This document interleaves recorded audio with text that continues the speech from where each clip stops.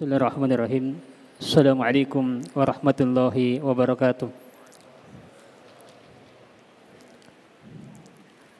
Innal hamdalillah nahmaduhu wa nasta'inuhu wa nastaghfiruh wa na'udzu billahi min shururi anfusina wa min sayyiati a'malina. May yahdihillahu fala mudilla lahu wa may yudlil fala hadiya lahu. Wa asyhadu an la ilaha illallah wahdahu la syarika lahu wa asyhadu anna Muhammadan abduhu wa rasuluh. Ya ayyuhalladzina amanu taqullaha haqqa tuqatih wa la tamutunna illa wa antum muslimun. Ya ayyuhan nasu taqu rabbakumul ladzi khalaqakum min nafsin wahidah wa khalaqa minha zawjaha wa batha minhuma rijalan katsiran wa nisaa'a wattaqullaha alladzi tasaaluna bihi wal arham innallaha kana 'alaikum raqiba. Ya ayyuhalladzina amanu taqullaha wa qulu qawlan sadida yuslih lakum a'malakum wa yaghfir lakum dhunubakum wa may yuti'illaha wa rasulahu faqad faza fawzan 'azima. Amma ba'd, fa inna asdaqal hadithi kitabullah wa khairal hadi hadi Muhammadin sallallahu alaihi wasallam wa syarrul umuri muhdatsatuha wa kullu muhdatsatin bid'ah wa kullu bid'atin dhalalah wa kullu dhalalatin finnar. Ma'asyiral muslimin wal muslimat, alhamdulillah, dengan nikmat Allah Subhanahu wa taala kita berada dalam sebuah kemuliaan, berada dalam majelis di antara majelis-majelis ilmu, dan merupakan nikmat Allah Subhanahu wa taala pada kita seluruhnya apabila berada di atas ukhuwah, persaudaraan yang dilandasi dengan wasatiyah, pertengahan. Sebab persaudaraan di atas wasatiyah inilah yang menyatukan kita di atas kebenaran, dan inilah yang menjadikan hati kita bersaudara. Allah Subhanahu wa taala menguatkan hati kita yang tidak bisa dibayar dengan apapun. Sebagaimana Nabi sallallahu alaihi wasallam diberitakan oleh Allah Subhanahu wa taala bahwa Allah mengatakan wa allafa baina qulubihim, dan Allah yang menguatkan hati-hati mereka antara orang-orang Ansar dengan orang-orang Muhajirin, lalu hati mereka bersatu di atas kebenaran, membela dakwah Nabi sallallahu alaihi wasallam. Itu adalah nikmat Allah Subhanahu wa taala. Lalu Allah katakan, "Law anfaqta ma fil ardi jami'an ma allafta baina qulubihim, walakinna Allah allafa bainahum." Seandainya engkau wahai Nabi Muhammad menginfakkan seluruh yang ada di bumi untuk menyatukan hati mereka, maka tidak akan mungkin engkau bisa menyatukan hati mereka. Tapi Allah Subhanahu wa taala yang menyatukan hati mereka di atas kebenaran, di atas dakwah Nabi sallallahu alaihi wasallam, di atas tauhid kepada Allah Subhanahu wa taala. Dan itu sebuah nikmat yang sangat besar. Karena nikmat persaudaraan di atas ibadah kepada Allah Subhanahu wa taala, di atas tauhid kepada Allah Subhanahu wa taala, ini nikmat kebersamaan yang akan terus-menerus berlanjut sampai ke surga. Karenanya di antara nikmat yang didapatkan oleh penghuni surga adalah merasakan kenikmatan secara bersama. Mendapatkan nikmat dibangun di atas kebersamaan. Karenanya Allah Subhanahu wa taala mengatakan tentang penghuni surga, ala sururin mutaqabilin. Mereka penghuni surga berada di atas dipan-dipan saling memandang dengan pandangan kebahagiaan didasari karena persaudaraan. Disebabkan karena dahulunya mereka di dunia berada di atas persaudaraan, di atas kebenaran, di atas al-haq, di atas tauhid kepada Allah Subhanahu wa taala, di atas sunnah Nabi sallallahu alaihi wasallam. Dan ini adalah nikmat yang terbesar. Dan ini yang merupakan inti tema kita pada daurah kita kali ini, yang semoga Allah Subhanahu wa taala senantiasa memberikan keberkahan dan kebaikan. Demikian pula tidak lupa kami ucapkan terima kasih dan bentuk kesyukuran kepada seluruh pihak yang menjadi sebab terwujudnya acara kebaikan ini, sehingga banyak yang merasakan kebaikan, banyak yang merasakan kebahagiaan. Ada di antara saudara-saudara kita yang berjumpa karena Allah Subhanahu wa taala pada acara-acara yang seperti ini. Adapun tema yang akan kita sampaikan insyaallah pada kesempatan ini yaitu moderasi Islam dalam mengobati penyimpangan. Dan secara umum kita akan sebutkan 4 pembahasan.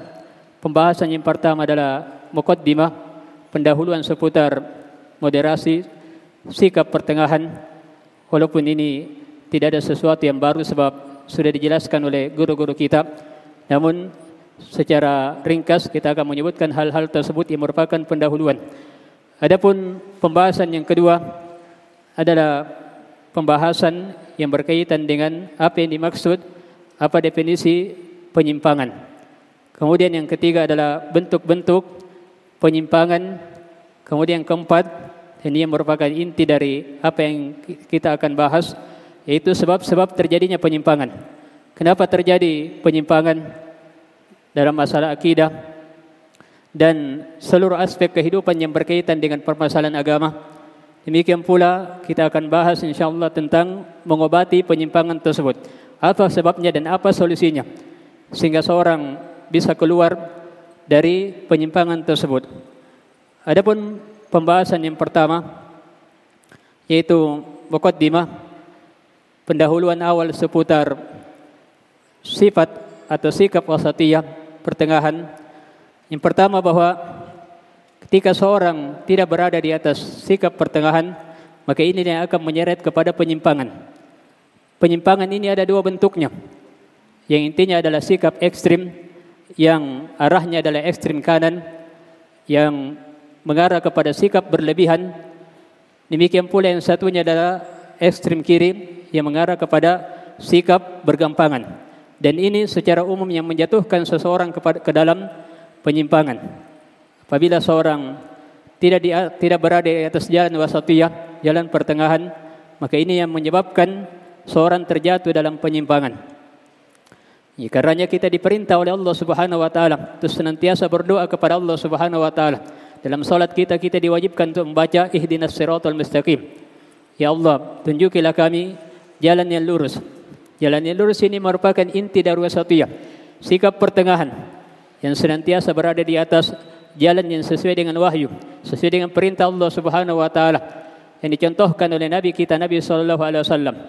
Lalu Allah Subhanahu wa taala menyebutkan dua golongan yang secara umum menyimpang dari jalan wasatiyah tersebut, yaitu al-maqdub, orang-orang yang dimurkai dari kalangan orang-orang Yahudi, dan yang serupa dengan mereka, orang-orang yang punya ilmu, tahu ilmunya, paham ilmunya, tapi tidak beramal dengan ilmu tersebut.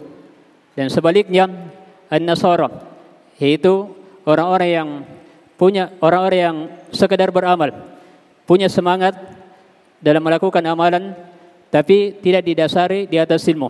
Sementara yang namanya wasatiyah harus digabungkan antara ilmu dan amalan. Semakin sempurna seseorang dalam berilmu, lalu semakin sempurna dalam mengamalkan ilmu tersebut, maka dia akan semakin sempurna di atas sikap wasatiyah, sikap pertengahan, sehingga semakin sempurna di atas jalan as-siratal mustaqim. Ketika seorang di dunia semakin sempurna dan berupaya istiqomah di atas jalan yang lurus ini, maka ini akan memudahkan seorang untuk bisa melewati sirat yang merupakan jembatan yang berada di atas neraka jahanam. Sebab seorang akan melewatinya sesuai dengan kadar amalan manusia masing-masing. Yang jelas semakin sempurna di atas jalan yang lurus, berada di atas wasatiyah, ini akan semakin memudahkan seorang hamba untuk melewati sirat tersebut, sehingga dengannya akan masuk ke dalam surga, akan mendapatkan berbagai kenikmatan kekal abadi, sesuai pula dengan seberapa tingginya dia dalam berada di atas sikap wasatiyah, berada di atas sikap pertengahan ketika di dunia. Berilmu, beramal, seperti itu yang merupakan prinsip seorang hamba yang mendambakan kebahagiaan di dunia dan di akhirat. Kemudian hal yang kedua yang ingin kami ingatkan bahwa yang bisa mengumpulkan kita di atas kebenaran, yang bisa mengumpulkan kita dan yang menyatukan kita di atas kebaikan adalah sikap wasatiyah ini. Adapun penyimpangan, ya maka penyimpangan ini ada bentuknya ifrat, ada tafrid, ada gulu, ada bergampangan. Yang jelas hal tersebut tidak akan pernah ketemu. Ya, karenanya diibaratkan bahwa ketika seorang memiliki sifat gulu berlebihan, maka ini ibaratnya seperti api. Sebaliknya orang yang bergampangan seperti air es, tidak akan pernah ketemu. Karena yang bisa menyatukan adalah berada di atas sikap pertengahan, dan ini yang menyatukan seorang di atas kebenaran dan yang menjadikan seorang istiqomah di atas kebenaran tersebut. Kemudian yang ketiga yang ingin kami ingatkan bahwa yang menjadi ukuran standarisasi dalam melihat seperti apa kawasatiyah tersebut, seperti apa yang dimaksudkan dengan sikap pertengahan, ya, maka bukan kembali kepada perasaan, tapi kembali kepada dalil. Sebab kalau dikembalikan kepada perasaan, maka kita akan menganggap bahwa Abu Thalib di masa Nabi SAW, ketika Nabi SAW berbeda dengan orang-orang kafir Quraisy, orang-orang musyrikin pada saat itu, sementara yang terlihat secara lahiriah, secara zahir, yang berada pada pertengahan adalah Abu Thalib. Ya, karena tidak masuk kepada agama Nabi SAW, tapi tidak juga menentang, tapi justru membela dakwah Nabi SAW dari serangan orang-orang musyrikin. Ya, kalau secara lahiriah kita akan menganggap bahwa Abu Thalib berada di atas pertengahan, tapi kalau secara dalil, secara wahyu, maka tidak seperti itu. Karena yang ingin kami ingatkan bahwa sikap wasatiyah ini ukurannya, standarnya kembali kepada dalil sesuai dengan Al-Quran, sesuai dengan hadits Nabi SAW, berdasarkan pemahaman para salafus saleh. Dan tidak semua, apabila terjadi misalnya dua perbedaan, ya dua pihak, lalu kita ingin berada di pertengahannya karena menganggap bahwa apabila berada pada pertengahannya kita akan menganggap bahwa itu adalah bentuk kesatuan. Ya, tidak seperti itu. Tapi yang dilihat adalah kembali kepada dalil Al-Quran, kembali kepada wahyu yang Allah Subhanahu wa taala turunkan, Al-Quran dan sunnah Nabi SAW. Ya, karena pada saat itu Abu Thalib secara lahiriah berada yang terlihat secara zahir seakan-akan berada pada pertengahan, walaupun sebenarnya dia mengakui bahwa agama yang dibawa oleh Nabi SAW adalah hak, adalah hal yang benar. Karena masyhur dari ucapannya dikatakan bahwa walaqad alimtu bi anna dina Muhammadin min khairi adyanil bariyati dina. Dia katakan sungguh saya telah mengetahui, artinya punya ilmu. Ini Abu Thalib punya ilmu bahwa agama Nabi SAW, bahwa agama Nabi Muhammad itu adalah sebaik-baik agama yang ada pada manusia. Artinya dipahami dan dia tahu bahwa itu adalah kebenaran yang merupakan wahyu dari Allah Subhanahu wa taala. Yang jelas yang ingin kita sebutkan di sini bahwa bukan berarti bahwa setiap ada dua belah pihak yang terjadi perbedaan lalu kita ingin berada di tengah-tengahnya kemudian dianggap bahwa itu adalah wasatiyah. Ya, tidak seperti itu. Tapi ukurannya kembali kepada dalil Quran dan sunnah Nabi SAW. Kemudian hal yang keempat yang ingin kami ingatkan bahwa ketika seorang berada di atas jalan wasatiyah tersebut, berada di atas sikap pertengahan, maka sudah menjadi pasti dan sudah menjadi sunnatullah, ketentuan Allah Subhanahu wa taala bahwa pasti akan banyak musuhnya.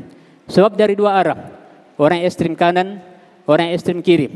Dan anehnya dari dua belah pihak ini, yang ekstrem kanan dan ekstrem kiri, akan memberikan julukan gelar kepada orang-orang yang berada di atas pertengahan dengan sifat dari sifat ekstrem tersebut. Ya, misalnya dalam pembahasan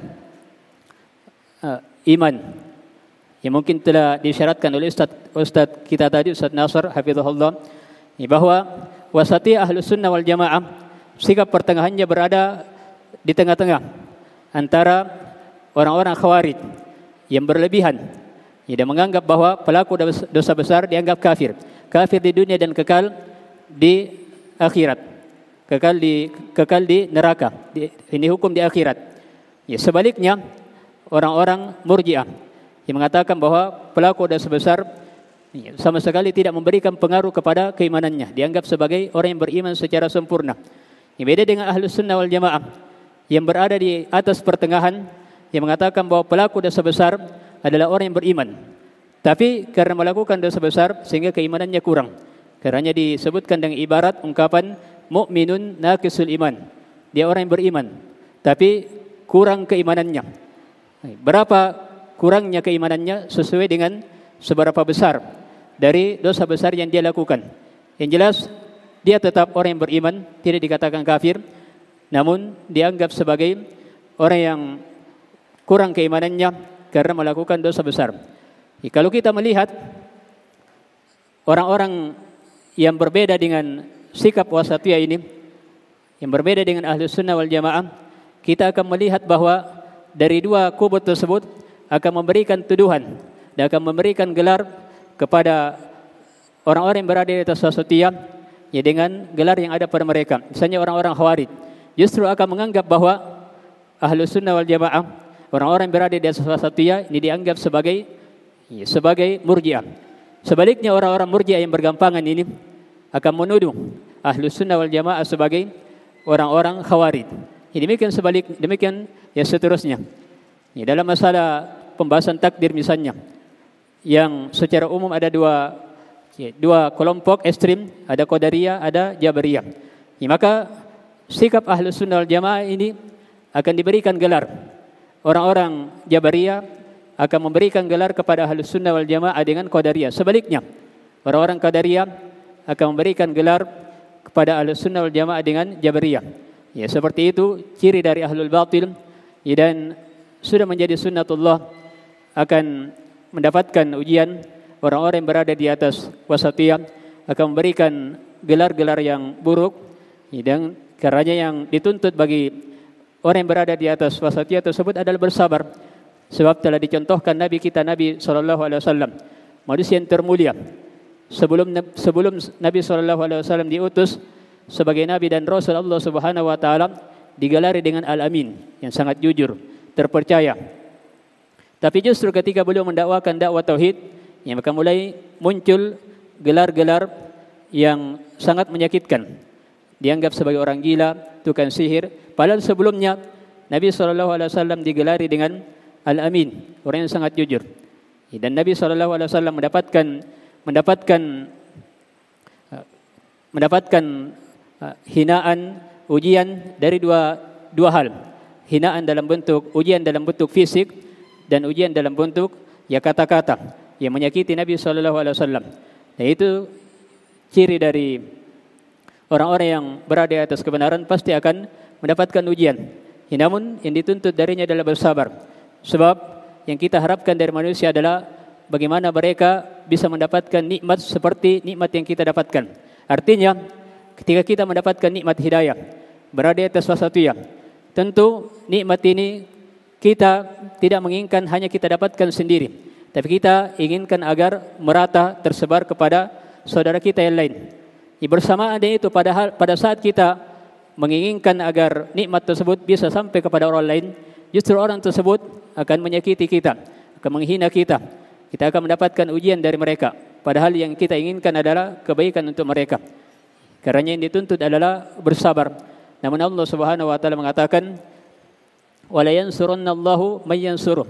Pasti Allah Subhanahu Wa Taala akan benar-benar menolong orang-orang yang menolong agama Allah Subhanahu Wa Taala. Kemudian hal yang lainnya, yang kelima yang ingin kami sebutkan di sini, bahwa yang namanya wasatiyah, sikap pertengahan, ini pasti sesuai dengan fitrah manusia. Sebab manusia lahir dalam keadaan fitrah, mengakui tauhid, mengakui sikap wasatiyah. Dan Nabi SAW telah menyebutkan sebagaimana hadits yang diriwayatkan oleh Al-Bukhari dan Muslim dari sahabat Abu Hurairah radhiyallahu anhu. Nabi SAW bersabda, "Kullu mauludin yuladu 'alal fitrah." Setiap manusia yang dilahirkan pasti dilahirkan dalam keadaan fitrah. Fitrah wasatiyah, fitrah berada di atas sikap pertengahan, berada di atas tauhid kepada Allah Subhanahu Wa Taala, penghambaan kepada Allah Subhanahu Wa Taala sesuai dengan jalur syariat, sesuai dengan sikap pertengahan. Kemudian Nabi SAW katakan, "Fa abawahu yuhawidanihi aw yunassiranihi aw yumajjisanihi." Lalu kedua orang tuanya yang menjadikan dia Yahudi, menjadikan dia Nasara, atau menjadikan dia Majusi. Jelas manusia lahir dalam keadaan fitrah, asalnya bisa menerima sikap wasatiyah tersebut. Sebab itulah yang sesuai dengan fitrah manusia. Dan Nabi SAW menyebutkan dalam hadits yang lainnya dari sahabat Iyad Al-Mujashi'i radhiyallahu anhu sebagaimana yang diriwayatkan oleh Imam Muslim bahwa Allah Subhanahu wa taala berfirman dalam hadits qudsi, "Wa inni khalaqtu ibadi hunafa'a kullahum wa innahum atadhum asyayatin fajtalathum an dinihim." Allah Subhanahu wa taala mengatakan, sesungguhnya aku telah menciptakan hamba-hambaku di atas hunafa. Hunafa artinya jauh dari kesyirikan, benar-benar berada di atas fitrah, benar-benar di atas penghambaan kepada Allah Subhanahu wa taala. Namun mereka didatangi oleh syaitan. Lalu syaitan ini yang memalingkan mereka dan menjadikan mereka menyimpang dari jalan yang benar, menyimpang dari jalan fitrah mereka. Padahal mereka lahir dalam keadaan fitrah sesuai dengan tujuan dari wasatiyah tersebut.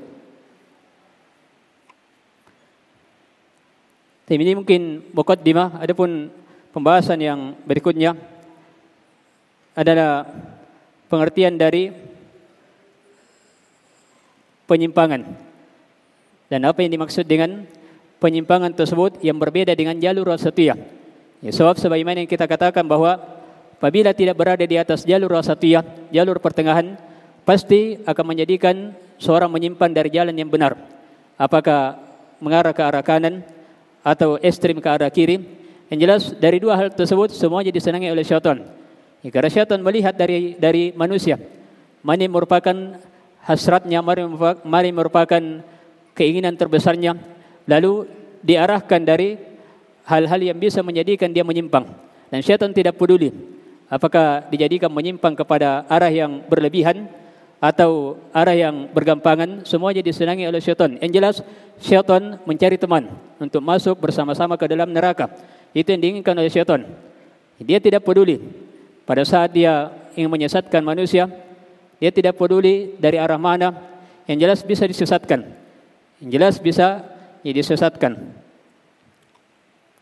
Kalau kita melihat dari sisi bahasa Arab, penyimpangan ini dari kata al-inhirab.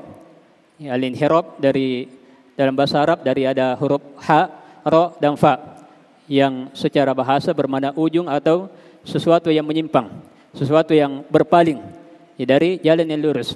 Jadi al-inhirab secara bahasa adalah al-mail wal udul.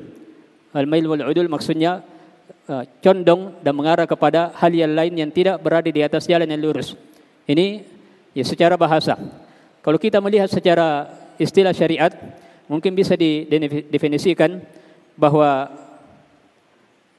penyimpangan adalah diddul istiqamah allati amara Allahu biha wa rasuluh. Penyimpangan adalah lawan dari istiqamah, lawan dari jalan yang lurus. Jalan yang lurus inilah yang Allah Subhanahu wa taala perintahkan. Inilah yang Rasulullah sallallahu alaihi wasallam perintahkan. Ketika seorang tidak berada di atas jalan Allah dan Rasulnya, maka itu berarti bahwa dia tidak berada di atas jalan yang lurus, dan itu berarti bahwa dia menyimpang. Dan bentuk penyimpangan ini berbeda-beda. Ada yang ekstrim, ada ekstrim kanan, ada ekstrim kiri, ada yang penyimpangannya sangat besar, bahkan bisa mengeluarkan dari keislaman, bisa mengkafirkan, ada yang tidak sampai mengkafirkan, yang jelas berbeda-beda. Dan seperti yang kita sebutkan bahwa syaitan melihat dari keadaan manusia tersebut, sejauh mana bisa dijadikan menyimpang, sejauh mana bisa disesatkan. Jelas syaitan berusaha untuk memalingkan manusia dari jalan wasatiyah tersebut, jalan kebenaran. Sementara istiqomah berada di atas jalan yang lurus, inilah yang merupakan perintah Allah Subhanahu wa taala dan Rasulullah sallallahu alaihi wasallam. Bahkan Allah Subhanahu wa taala memerintahkan kepada nabinya sallallahu alaihi wasallam. Allah katakan fastaqim kama umirta wa man taba ma'aka wa la tatagum. Allah katakan fastaqim, istiqamalah engkau wahai Muhammad sebagaimana engkau diperintah. Artinya jalan istiqamah ini sesuai dengan perintah Allah Subhanahu wa taala. Bukan kembali kepada perasaan, bukan kembali kepada hal yang tapi memang sesuai dengan aturan yang telah ditetapkan oleh Allah Subhanahu wa taala, sesuai dengan syariat Allah Subhanahu wa taala. Fastaqim kama umirta wa man taba ma'aka. Beristiqamalah engkau, tetaplah di atas jalan yang lurus, jalan wasatiyah, jalan yang pertengahan, sebagaimana engkau diperintah dan orang-orang yang bertaubat bersamamu, para sahabat Nabi sallallahu alaihi wasallam. Lalu Allah katakan wala tataghaw, jangan melampaui batas. Jangan melampaui batas dari apa yang Allah Subhanahu wa taala perintahkan. Innahu bima ta'maluna basir. Sungguhnya Allah Subhanahu wa taala Maha melihat apa yang kalian lakukan. Innahu bima ta'maluna basir. Sesungguhnya Allah Subhanahu wa taala dari apa yang kalian lakukan Allah Maha melihatnya. Ketika seorang berada di atas jalan istiqomah, maka Allah melihatnya. Ketika seorang menyimpang dari jalan yang lurus, apakah ekstrem kanan atau ekstrem kiri, gulu berlebihan atau bergampangan, semua Allah Subhanahu wa taala melihatnya. Dan apabila Allah Subhanahu wa taala melihatnya, maka pasti Allah Subhanahu wa taala akan membalas sesuai dengan apa yang Allah Subhanahu wa taala lihat. Orang-orang yang berada di atas jalan istiqomah akan dibalas oleh Allah Subhanahu wa taala dengan kebaikan, dengan surga, sebagaimana orang-orang yang menyimpan dari jalan yang lurus, orang-orang yang tidak berada di atas jalan istiqomah, maka Allah Subhanahu wa taala lihat juga seperti itu, sehingga Allah akan membalasnya sesuai dengan hikmah dan keadilan dari Allah Subhanahu wa taala. Demikian pula dalam ayat yang lainnya Allah Subhanahu wa taala katakan, wa anna hadha sirati mustaqiman fattabi'uhu wa la tattabi'us subul fatafarraqu bikum an sabilihi. Dan katakanlah bahwa wa anna hadha sirati, bahwasanya inilah jalanku. Ketika disebutkan sirati, jalanku, disebutkan dalam bahasa Arab dengan bentuk mufrad, kata tunggal. Artinya satu jalan yang lurus, tidak mengarah ke arah kanan, tidak mengarah ke arah kiri, tapi itulah jalan yang lurus, dan itu jalan yang mengantarkan kepada surga. Kemudian dikatakan wa anna hadha sirati mustaqiman, itulah jalan yang lurus. Kemudian dikatakan fattabi'uhu wa la tattabi'us subul, ikutilah jalan yang lurus tersebut.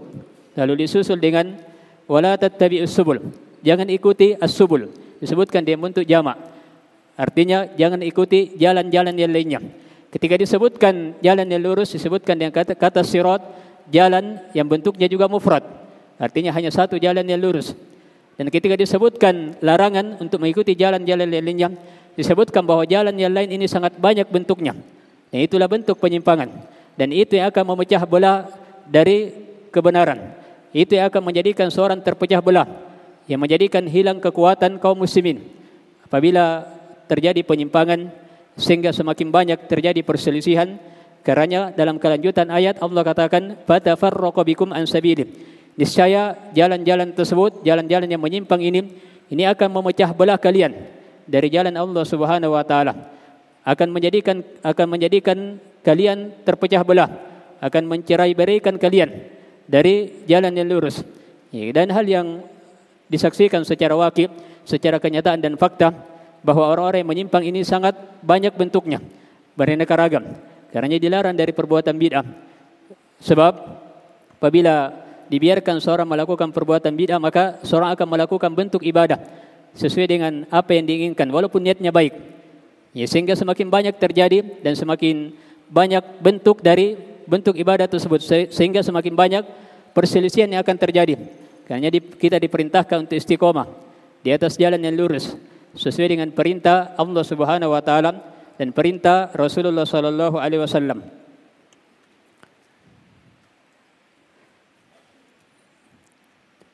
Ini pembahasan yang kedua. Kemudian pembahasan yang ketiga yang kita ingin sebutkan adalah bentuk-bentuk al-inhiraf, bentuk-bentuk al-inhiraf, bentuk-bentuk dari keluar dari jalan yang lurus, bentuk-bentuk penyimpangan. Dari dua bentuknya, ekstrem kanan dan ekstrem kiri. Kalau kita melihat di antara bentuk-bentuk tersebut, yang pertama adalah al-ghulu, memiliki sifat ekstrem berlebihan. Dengan segala bentuknya, baik dalam perkara akidah, muamalah ataupun yang lainnya. Yang jelas ada bentuk sikap ghulu, berlebihan. Di sisi yang lain, orang yang ekstrem kiri juga memiliki sifat bergampangan, baik itu dalam akidah maupun yang lainnya. Dan ini semuanya adalah hal yang tercela, dan semuanya keluar dari jalan yang lurus. Dan Nabi SAW secara khusus tentang sikap ghulu, sikap berlebihan, Nabi SAW telah sebutkan, sebagaimana dari sahabat Abdullah bin Abbas radhiyallahu anhuma, diriwayatkan oleh An-Nasa'i dan yang lainnya, Nabi SAW katakan, "Iyyakum wal ghuluw fid din." Hati-hati kalian dari sikap berlebihan dalam masalah agama. Kemudian disebutkan bahwa berlebihan ini merupakan sebab. Inilah merupakan sebab seorang dihancurkan dan dibinasakan. Karenanya Nabi SAW katakan dalam kelanjutan hadis, "Fa inna ma ahlaka man kana qablakum al-ghuluw fid din." Karena sesungguhnya yang membinasakan orang-orang sebelum kalian adalah memiliki sikap berlebihan, gulu dalam perkara agama. Sikap gulu ini yang menjadikan orang-orang Khawarij mengkafirkan pelaku dosa besar. Demikian pula sebaliknya, sikap bergampangan yang menjadikan orang-orang Murji'ah mengatakan bahwa pelaku dosa besar dianggap memiliki mukminun kamilul iman, orang yang beriman dan sempurna keimanannya. Yang jelas semuanya adalah bentuk penyimpangan yang tercela dalam syariat.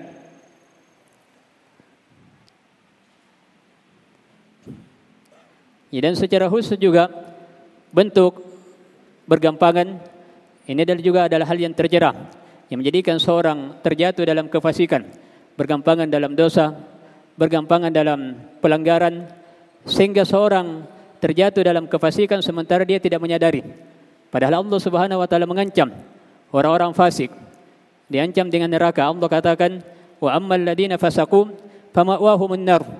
Adapun orang-orang fasik dengan makna yang umum, maka tempat kembali mereka adalah neraka.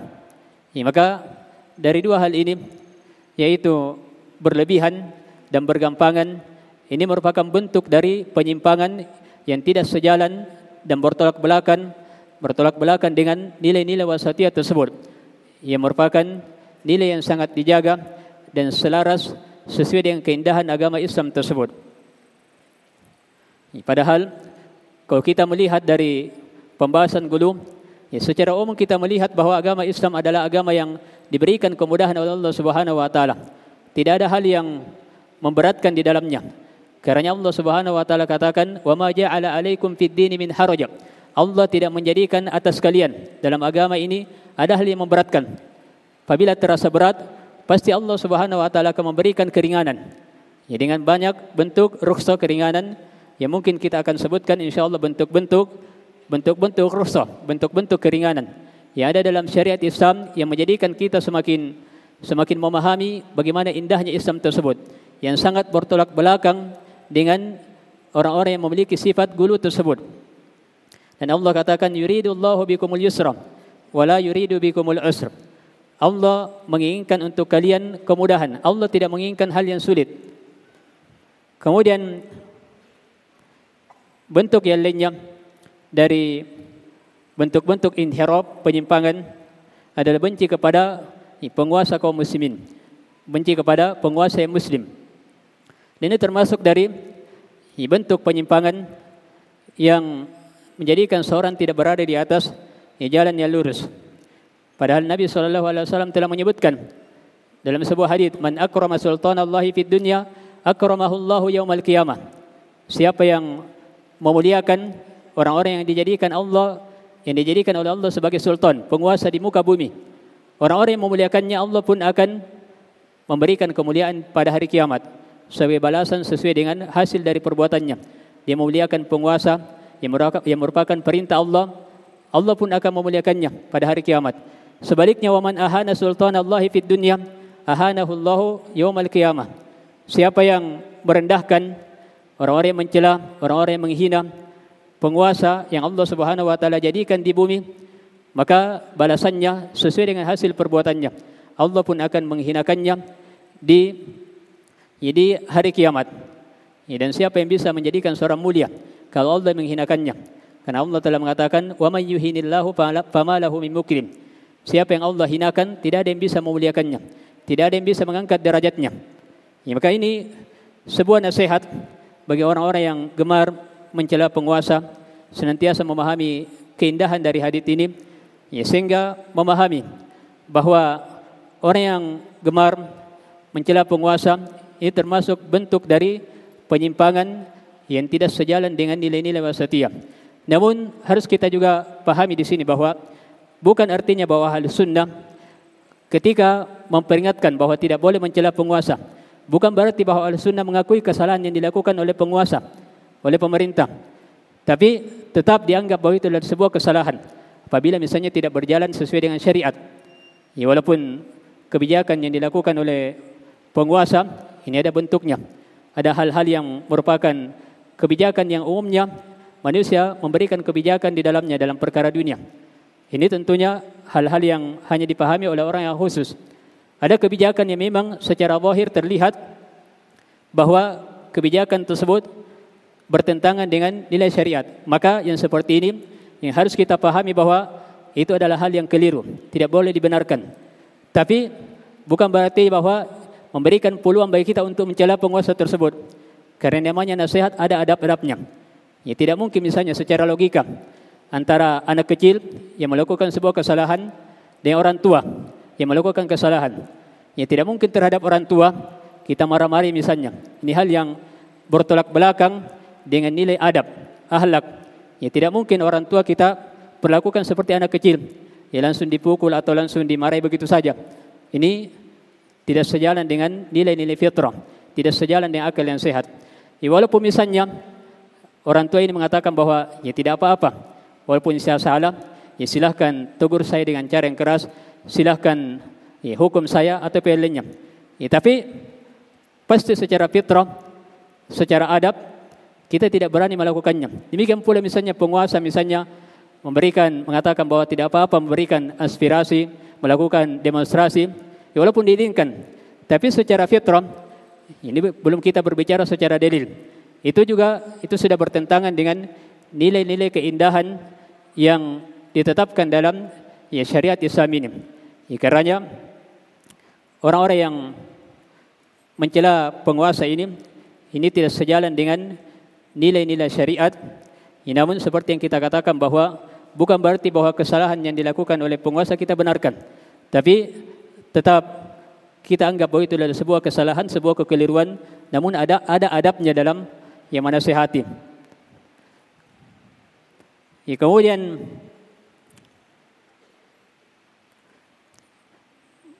hal yang lainnya yang ketiga dari bentuk penyimpangan adalah mengkafirkan kaum muslimin. Ya, sebab ini yang akan menjadikan seorang melakukan pengoboman, melakukan aksi-aksi terorisme, ya karena dianggap bahwa orang tersebut kafir.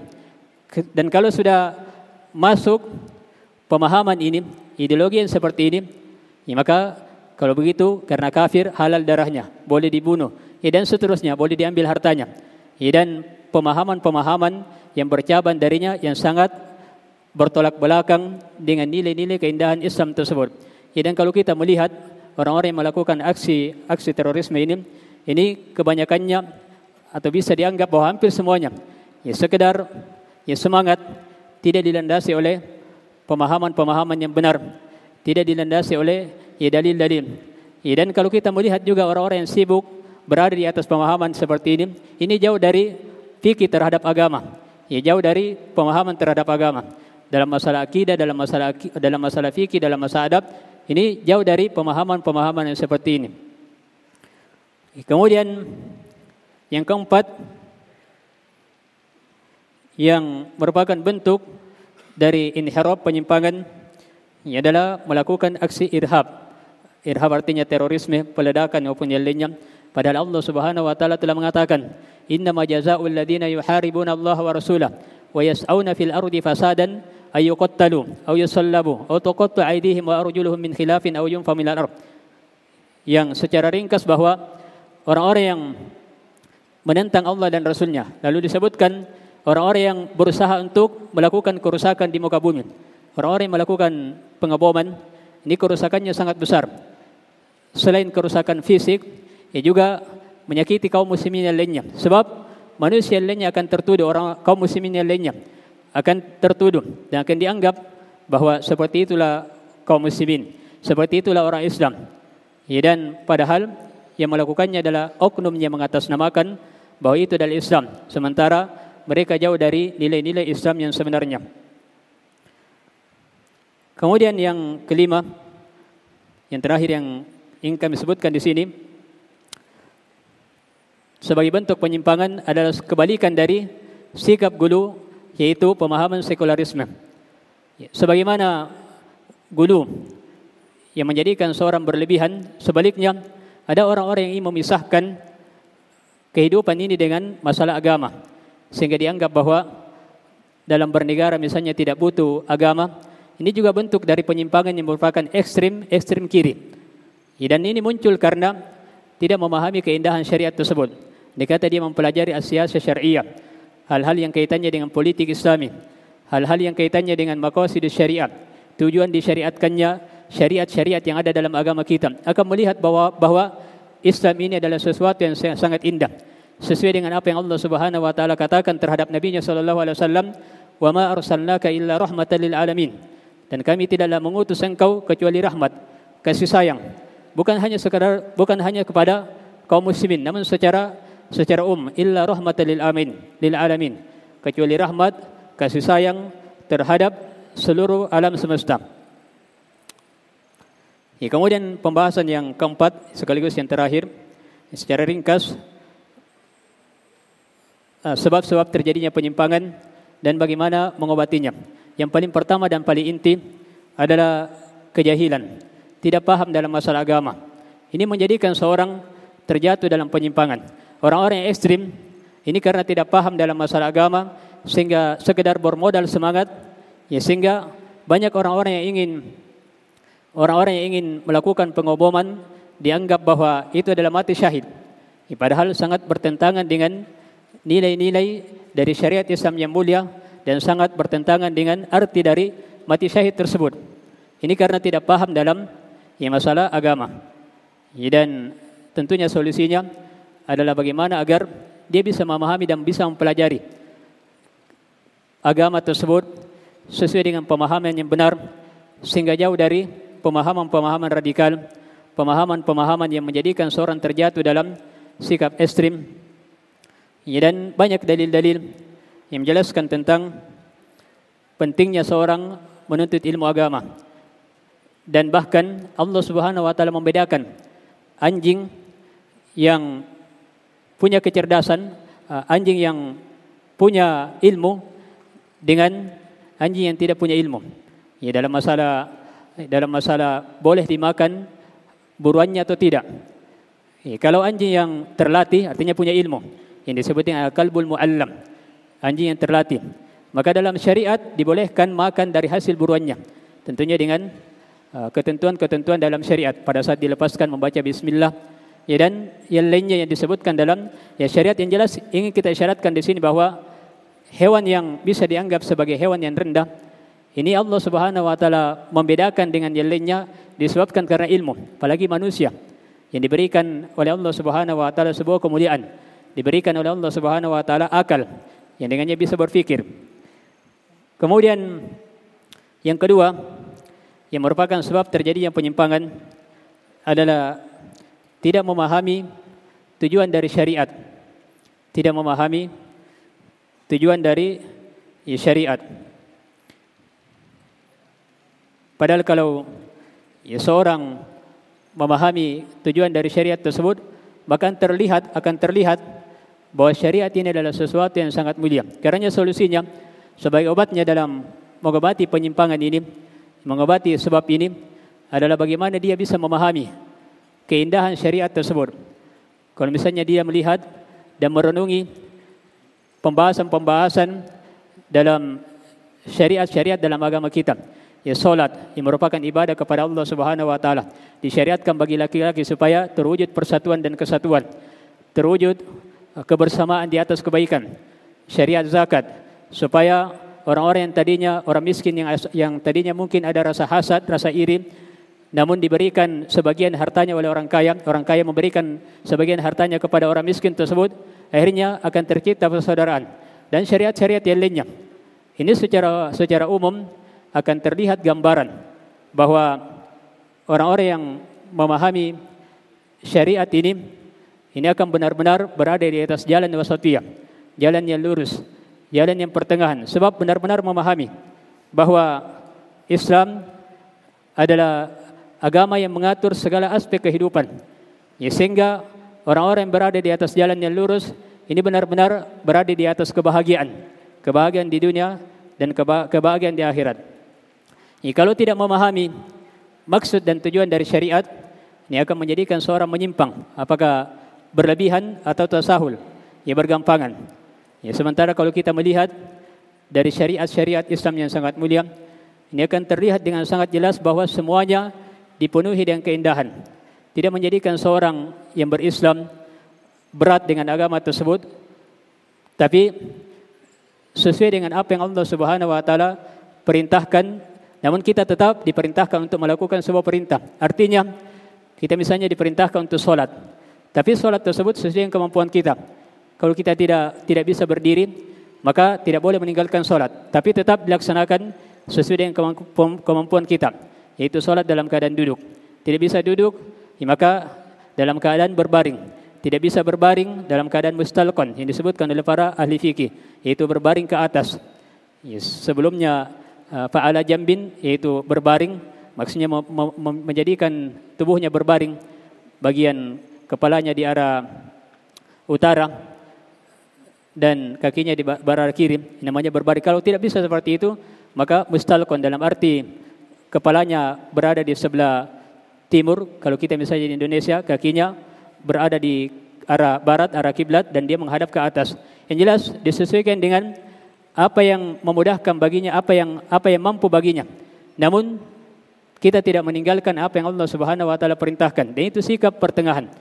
Dan kalau kita melihat yang lebih jauh dari syariat-syariat yang mulia, ada yang disebut dengan takhfifat, keringanan-keringanan dalam syariat. Ada yang disebut dengan takhfifat, keringanan-keringanan dalam syariat. Ada yang disebut dengan takhfifu isqatin, keringanan yang menjadikan hal tersebut digugurkan kewajibannya. Haji wajib, tapi digugurkan apabila tidak mampu. Jihad wajib, tapi digugurkan apabila tidak mampu. Ada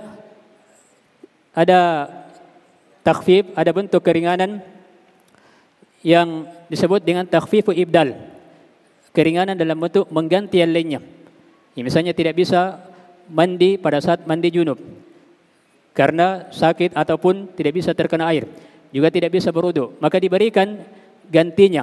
Apa gantinya? Tayammum. Ini semuanya bentuk keringanan-keringanan dalam syariat yang disebutkan oleh para ulama bahwa semuanya berjumlah 7. Yang jelas secara ringkas bahwa ini menjadikan kita semakin paham bahwa ternyata syariat Islam ini sesuatu yang sangat mulia, sesuatu yang sangat dipenuhi dengan sikap pertengahan. Tetap kita diperintahkan oleh Allah Subhanahu wa taala untuk melakukan perintah tersebut, namun kita diperintahkan sesuai dengan apa yang kita mampu, namun tentunya kita diperintahkan untuk berkorban. Karena disebutkan dengan ahkamut taklifiyah. Taklif artinya kita dibebani, kita perlu berkorban.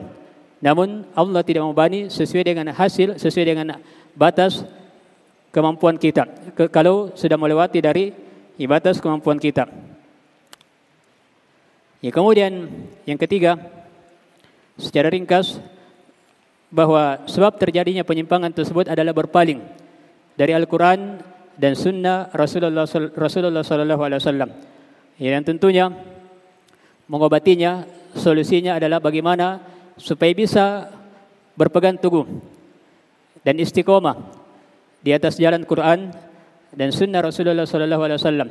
Sebab ini yang menjadikan seorang berpetunjuk dia jalan yang lurus.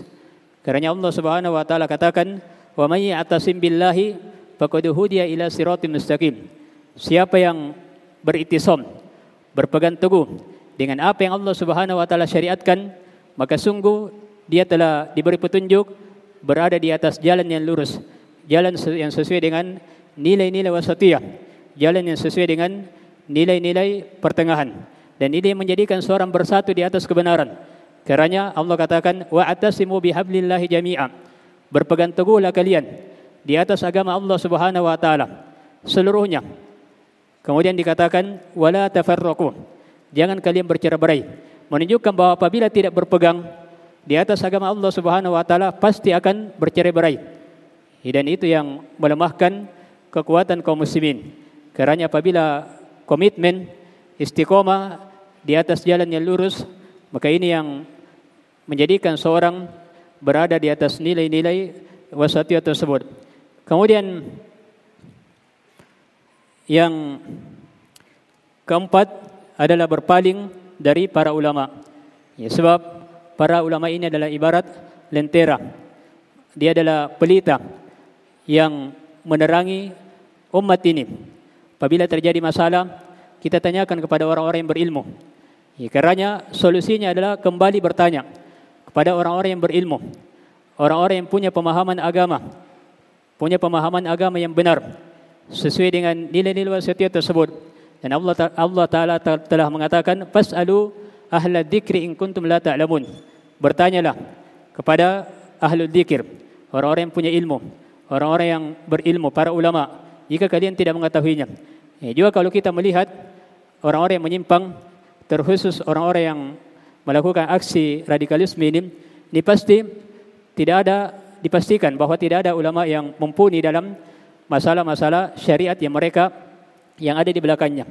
Yang ada hanya orang-orang yang sekedar memiliki semangat dan tidak berada di atas jalan yang lurus. Kemudian yang kelima, yang terakhir adalah mengikuti hawa nafsu. Sebab kadang punya ilmu, tapi karena mengikuti hawa nafsunya akhirnya terjatuh dalam penyimpangan. Karena solusinya adalah bagaimana membersihkan hati tersebut agar hati ini bisa berputar di atas dalil. Karena di antara kekhususan Ahlus Sunnah adalah yaduru ma'ad dalil haitsu dara. Ahlus Sunnah adalah berputar di atas dalil. Dimanapun dalil tersebut berada, dia senantiasa berada di atas dalil. Tidak mengarah ke arah ekstrem kanan, tidak mengarah ke arah ekstrem kiri, tapi dia berada di atas dalil karena dalil ini berada di atas jalan yang lurus. Kita diperintahkan adalah dalil, bukan mengagungkan orang-orang yang tertentu. Yang kita perintahkan adalah memuliakan orang-orang yang berilmu. Tapi tidak ada yang namanya takdis, melebihkan secara berlebihan. Tapi kita hanya menghormati, mendudukkan sesuai dengan kedudukannya karena dia adalah orang yang berilmu. Kita diperintahkan untuk menghormatinya. Tapi disesuaikan dan diberlakukan sesuai dengan apa yang Allah Subhanahu wa taala perintahkan. Semoga apa yang kita dengarkan ini menjadi tambahan ilmu yang menjadikan kita semakin paham indahnya Islam tersebut, yang dengannya kita memahami bahwa nilai-nilai wasatiyah ini yang akan menjadikan kita terbebas dari penyimpangan. Ini akan menjadikan kita berada di atas jalan yang lurus. Ini akan menjadikan kita istiqomah di atas jalan yang lurus. Dan apabila berada di atas jalan yang lurus di dunia, maka Allah Subhanahu wa taala memberikan kemuliaan di akhirat, masuk ke dalam surga. Orang-orang yang berada di atas jalan yang lurus tersebut berada dalam surga dalam keadaan bersaudara, mendapatkan kenikmatan yang Allah Subhanahu wa taala janjikan.